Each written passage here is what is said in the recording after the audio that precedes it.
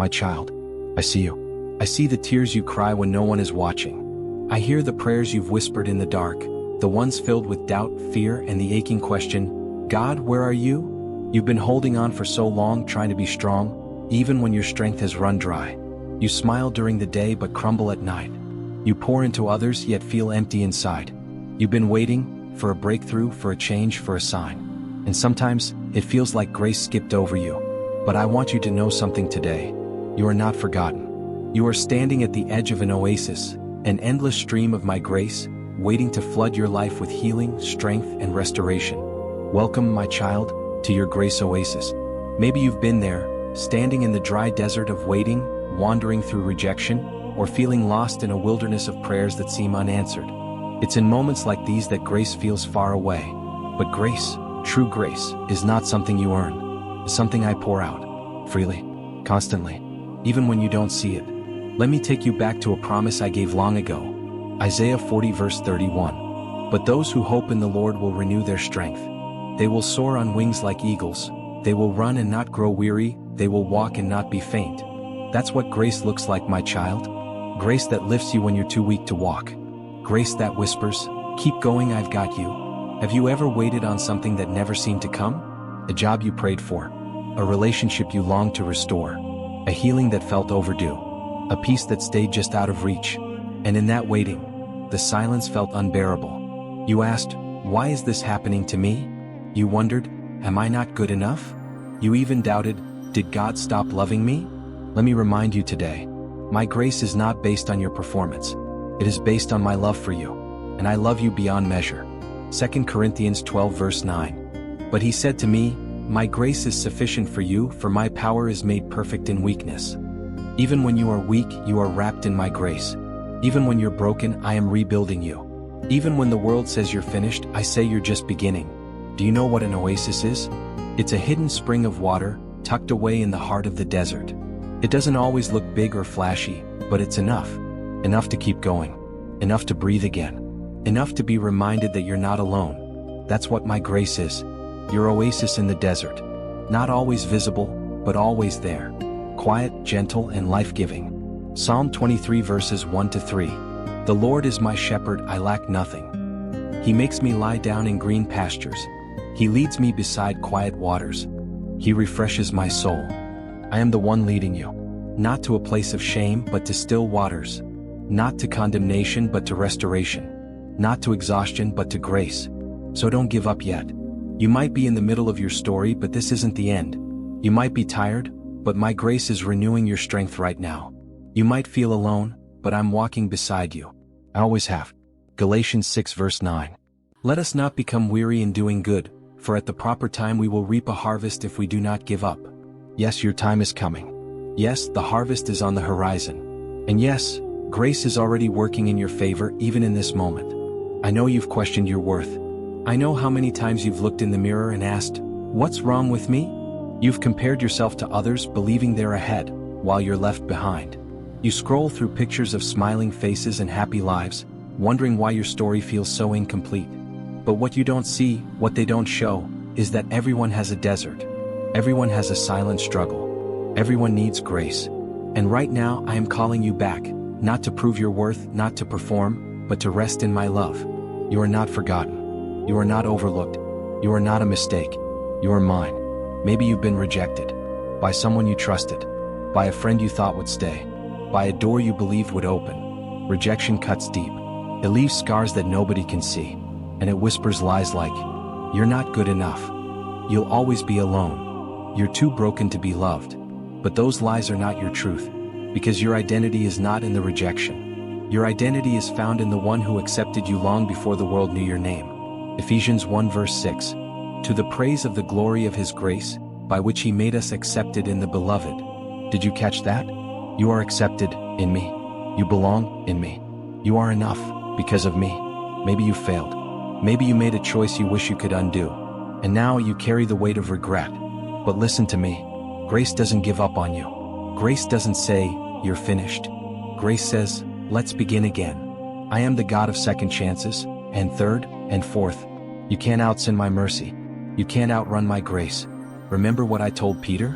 Luke 22 verses 31 to 32. Simon, Simon, Satan has asked to sift all of you as wheat. But I have prayed for you, Simon, that your faith may not fail. And when you have turned back, strengthen your brothers. Even when Peter failed, I had already prayed for his return. Even when you fall, I am still for you. My child, you don't have to be perfect to be loved. You don't have to get everything right to stay in my arms. Just come to me. Bring your fears, your failures, your flaws. Let my grace do what your strength could never do, heal you. Hebrews 4 verse 16. Let us then approach God's throne of grace with confidence, so that we may receive mercy and find grace to help us in our time of need. Right now you are at my throne. Not a throne of judgment, but a throne of grace. And I am pouring out exactly what your heart needs. I know the waiting is hard. You've done everything right, prayed, fasted, served, believed, and still you haven't seen the breakthrough. You've watched others receive their miracles while you sit in silence. But hear me, the silence does not mean I'm absent. The waiting does not mean I've forgotten. Delay is not denial. I'm still writing your story. I'm still working behind the scenes.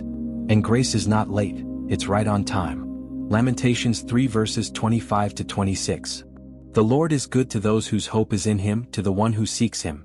It is good to wait quietly for the salvation of the Lord. There is goodness in the waiting. There is grace in the waiting. There is purpose in the waiting. Let me tell you a story. There was once a little boy in a village that had not seen rain in many months. The ground was dry. The rivers were cracked. The people had lost hope. But this little boy, every morning he went out with his umbrella. When the villagers asked, "Why carry that around?"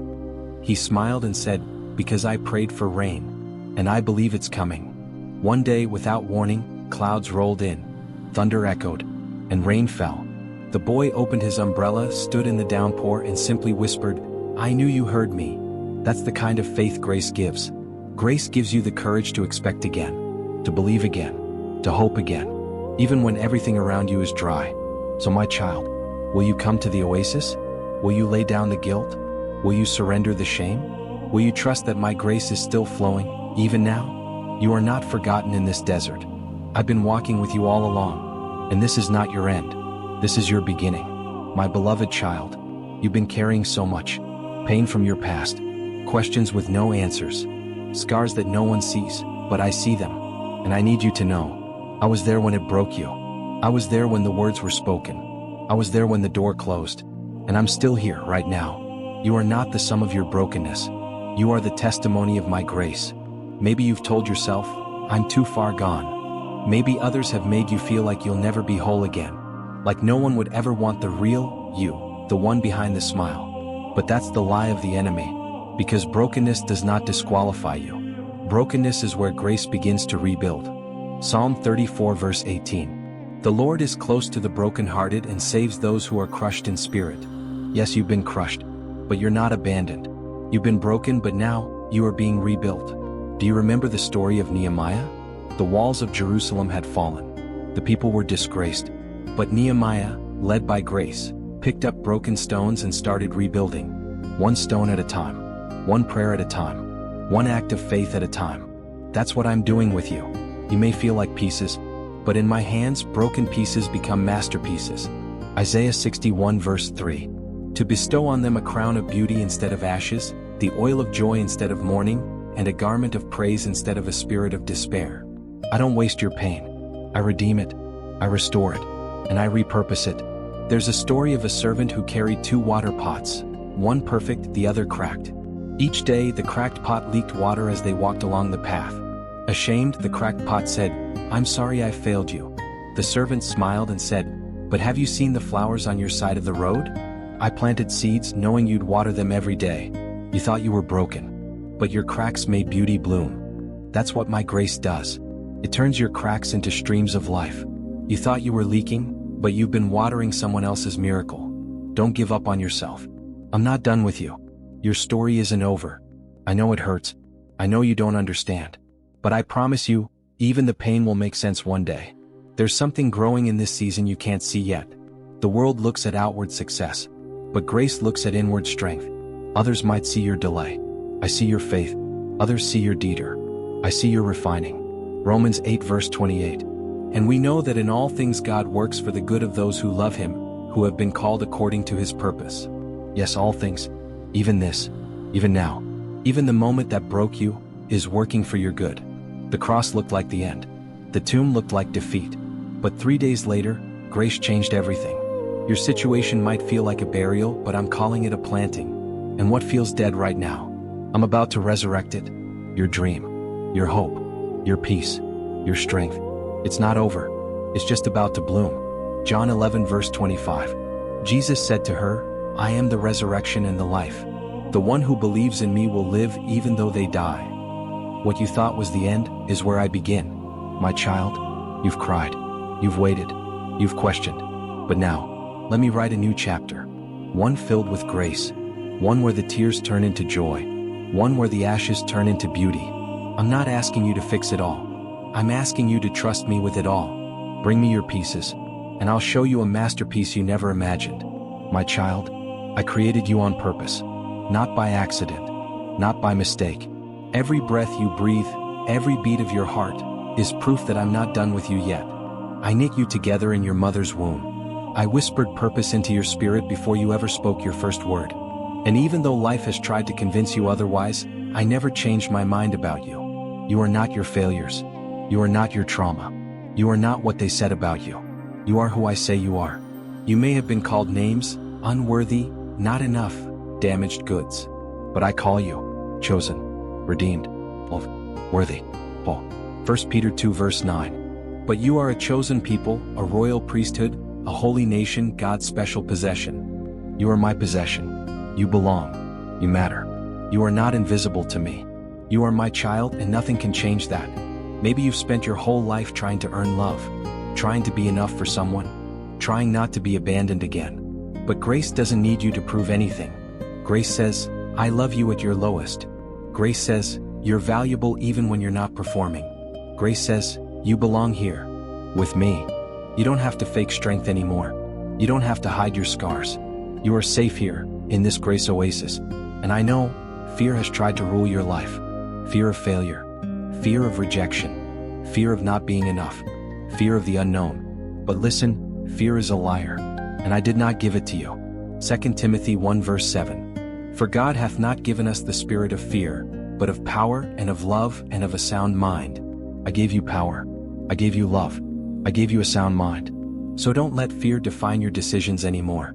Let grace lead you forward. Maybe right now you feel like you're drowning in the storm. Like everything is falling apart. You've tried to hold it all together, but the wind just keeps blowing harder. Do you remember the disciples in the boat? The waves were crashing. The boat was sinking. They thought they were going to die. And then I stood up. Mark 4 verse 39. He got up, rebuked the wind and said to the waves, Quiet. Be still. Then the wind died down and it was completely calm. That's what I do in storms. I speak peace over chaos. I bring calm into your fear. I remind you that grace doesn't abandon the boat, it quiets the sea. There was a woman who lost everything. Her husband walked away. Her business failed. She was left with nothing but a small apartment and shattered dreams.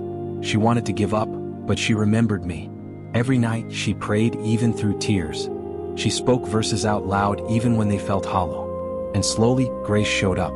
One connection, one opportunity, one answered prayer.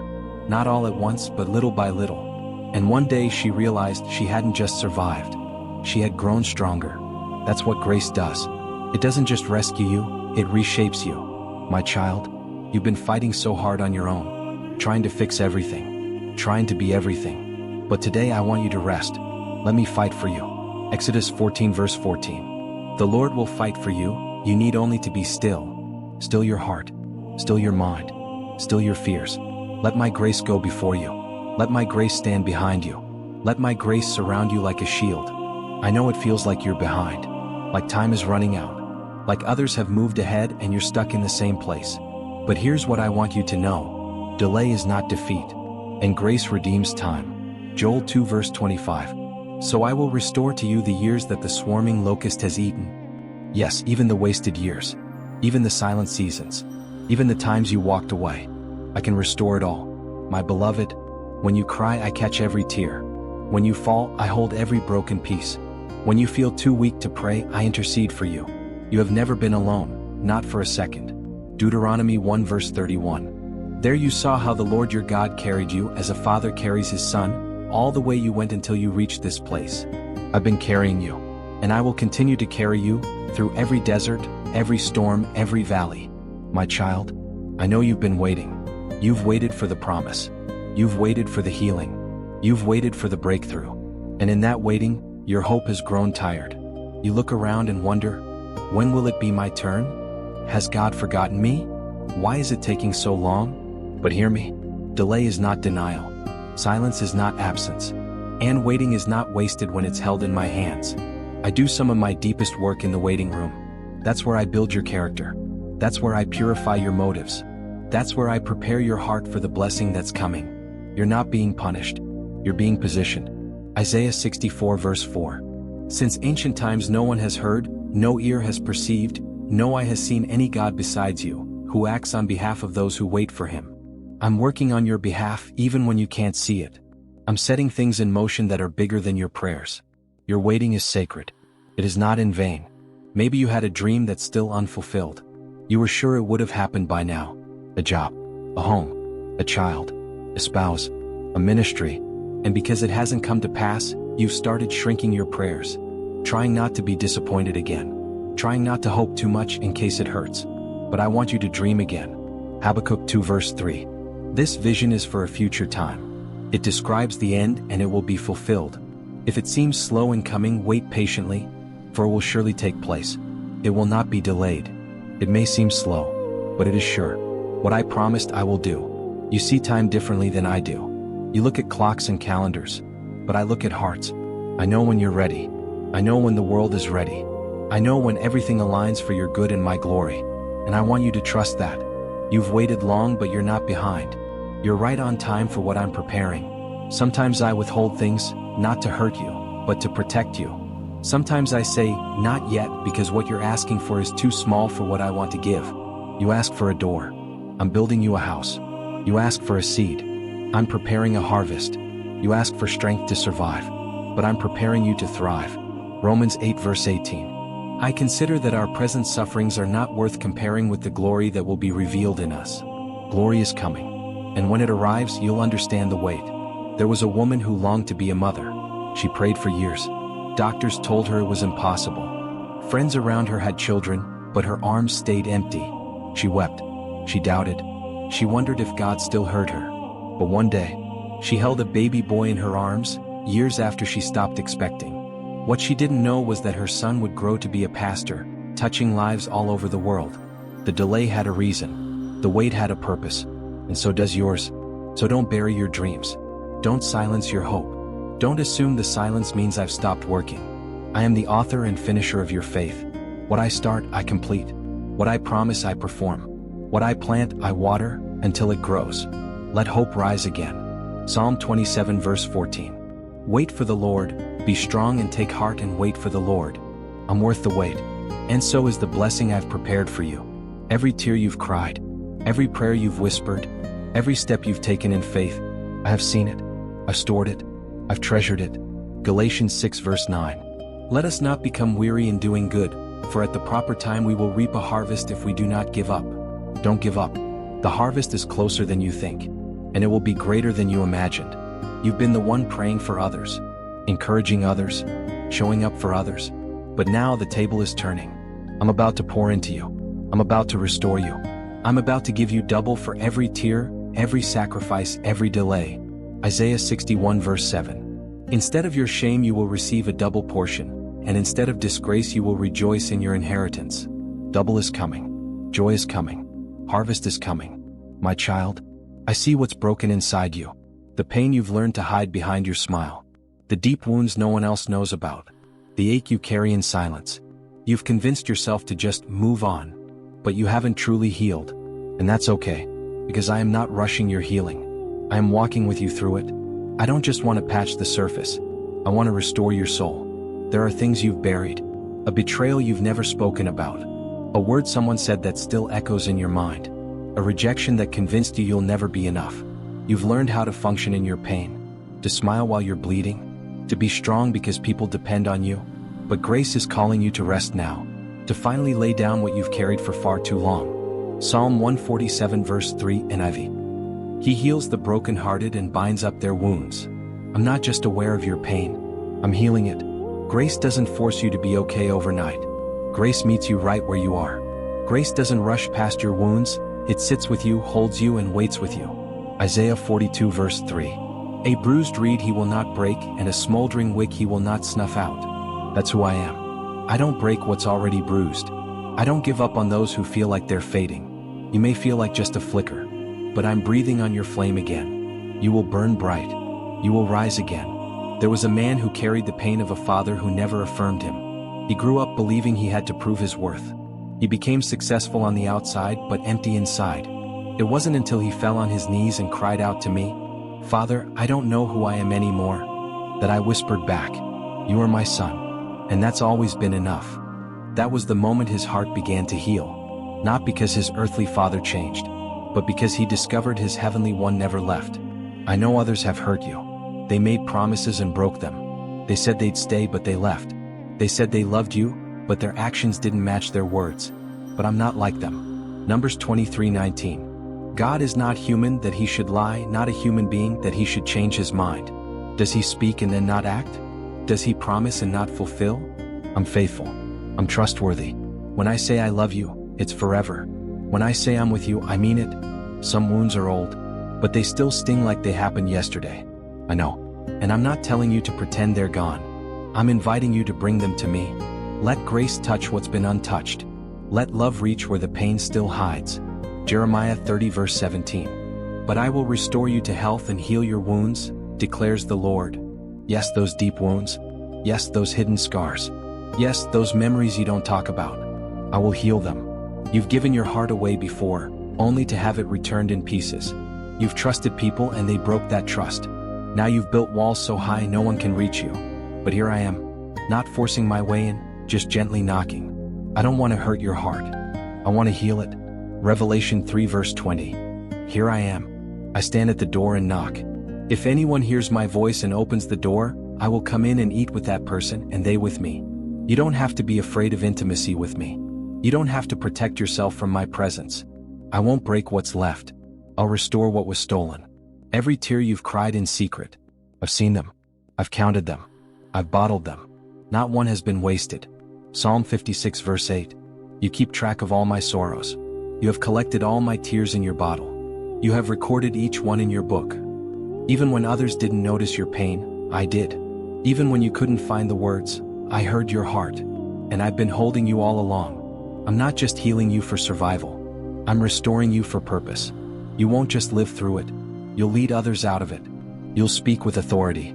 You'll love without fear. You'll testify with boldness, because grace met you in the ashes and gave you beauty. Joel 2 verses 25 to 26. I will repay you for the years the locusts have eaten. You will have plenty to eat until you are full, and you will praise the name of the Lord your God.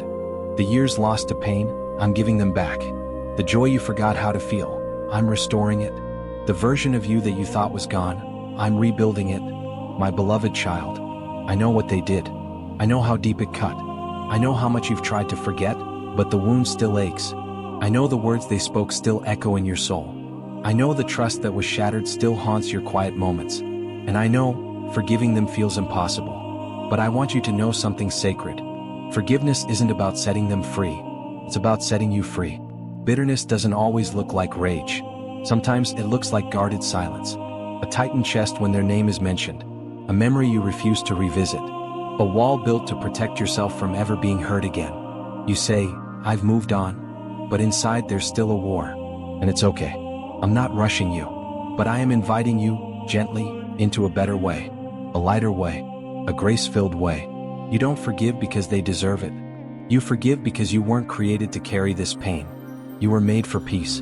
You were made for freedom. Ephesians 4 verses 31 to 32. Get rid of all bitterness, rage and anger, brawling and slander, along with every form of malice. Be kind and compassionate to one another, forgiving each other, just as in Christ God forgave you. That's the key. Just as I forgave you. Freely, fully, forever. And now, grace empowers you to do the same. I know your heart says, but they never apologized. They never made it right. They didn't suffer the way I did. But hear me, child. Justice is mine. Healing is yours. Peace is yours. Freedom is yours. Let me carry the part that's too heavy for you. Romans 12 verse 19. Do not take revenge, my dear friends, but leave room for God's wrath, for it is written, "It is mine to avenge, I will repay," says the Lord. You don't need to seek revenge. You need to seek healing. Let grace do the work. There was a woman who had been abandoned by the man she loved, left to raise children alone, humiliated, angry, broken. For years she carried resentment like armor, but it hardened her, made her cold, closed her heart to new joy.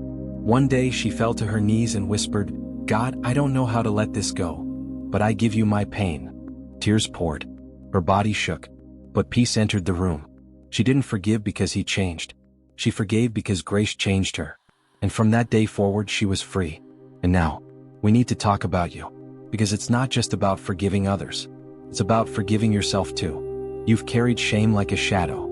You've replayed your failures in your mind again and again. You've told yourself, "If only I had done it differently." But I'm not holding your past against you. So why are you? 1 John 1 verse 9. If we confess our sins, he is faithful and just and will forgive us our sins and purify us from all unrighteousness. Did you confess it? Then I've already forgiven it. You're still looking at your scars. I'm looking at my son's. And his scars paid for your freedom. It's time to stop punishing yourself for what grace has already covered. It's time to let go of guilt and pick up peace. It's time to release the weight of offense, failure, and regret. Forgiveness isn't weakness. It's warfare. Every time you choose to release someone, you're declaring, "Grace is greater than my pain." Colossians 3 verse 13. Bear with each other and forgive one another. Forgive as the Lord forgave you. You're not doing this alone. I'm doing it with you. Let me be your defender. Let me be your restorer. Let me deal with what you can't fix. You've been trying to hold yourself together. Now let me hold you. Forgive them. Forgive yourself. And let grace write the next chapter. My child, I've called you. I've chosen you. I've placed something inside of you that the world needs. You may not feel qualified. You may feel too broken, too small, too ordinary. But what you see as limitation, I see as opportunity for my grace to shine through you. You are not a mistake. You were created on purpose, for a purpose. I know what it's like to feel unqualified. You look at others and think, they're more gifted. They speak better. They're stronger. You disqualify yourself because of your past. You let insecurity talk you out of your assignment. But here's the truth, beloved. I don't call the qualified. I qualify the called. You don't need to be perfect to be used. You just need to be willing. When I called Moses, he said, "But I stutter." When I called Jeremiah, he said, "But I'm too young." When I called Gideon, he said, "But I'm the least in my family." And still I used them, because they said yes. 2 Corinthians 12 verse 9. But he said to me, "My grace is sufficient for you, for my power is made perfect in weakness. Therefore I will boast all the more gladly about my weaknesses, so that Christ's power may rest on me." Weakness doesn't disqualify you. It positions you for grace. Don't hide your gift. Don't bury your calling in fear. I placed light inside you, not to be hidden but to shine. Matthew 5 verse 14. You are the light of the world. A town built on a hill cannot be hidden. You were never meant to blend in. You were created to stand out, for my glory. Let them see my love in you. Let them hear my truth through you. Let them feel my compassion in your presence. You don't have to be loud to shine. You just have to be faithful. There was a young girl who always felt invisible. Others overlooked her. She never got picked first. When she spoke, she was often ignored. She thought, maybe I'm just meant to stay in the background. But one day she stepped out in faith. She encouraged one friend. She shared her story. She prayed out loud. That small obedience unlocked something. Doors opened. Lives were touched.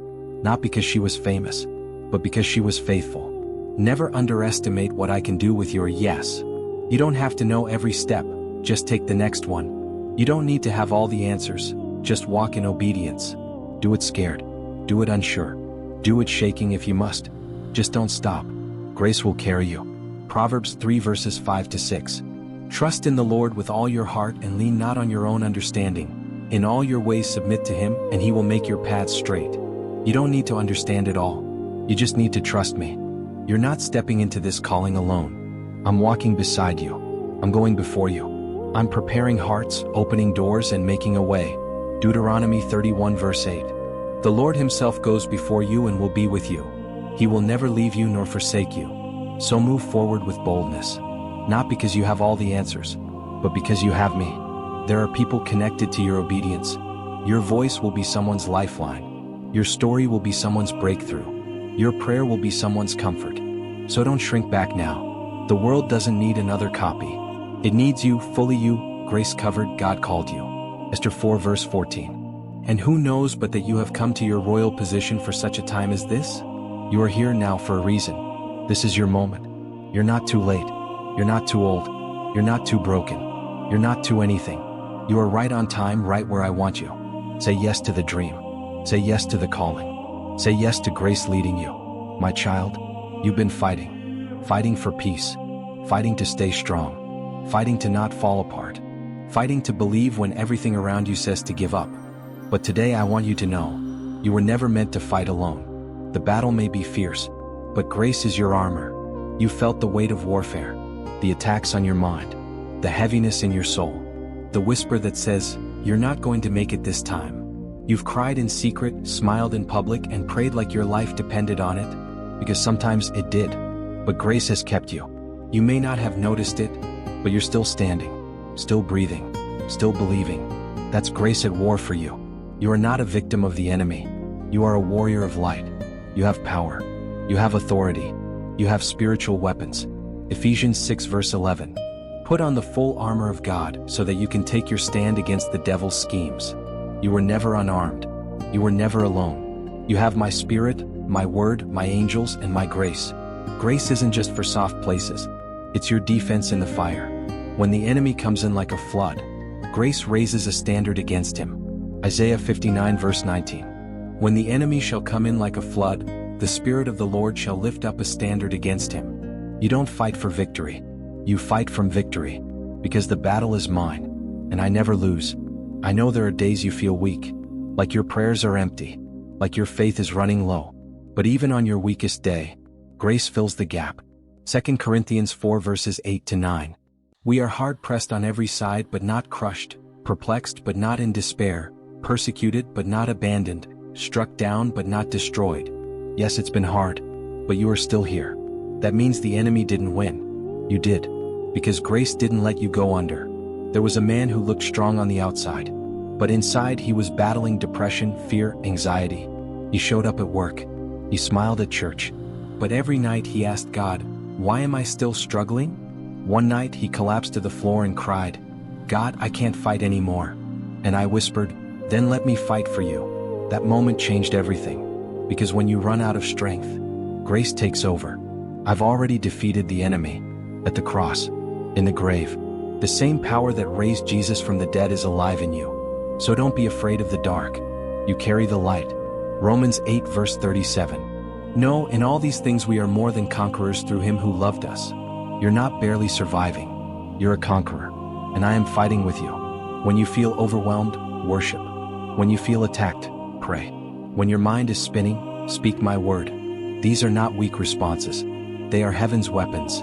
2 Chronicles 20 verse 15. Do not be afraid or discouraged because of this vast army. For the battle is not yours but God's. So lay down the sword in your hand, and lift up the truth in your heart. Let grace fight for you. Even when it feels like you're losing, even when the darkness feels louder, even when the battle lasts longer than you expected. I'm still holding you. You're not abandoned. You're not uncovered. You're surrounded by grace and glory. Psalm 3 verse 3. But you, Lord, are a shield around me, my glory, the one who lifts my head high. So lift your head. Straighten your shoulders. You're not defeated, you're defended. If you're in the middle of a battle, if you feel spiritually tired, if you're ready to let grace carry you again, type Amen now. Say it out loud. The battle is not mine. Grace is fighting for me. I will not be shaken. This is your Grace Oasis, a place of protection, a place of spiritual power, a place where you stop fighting in your strength and let grace win the war.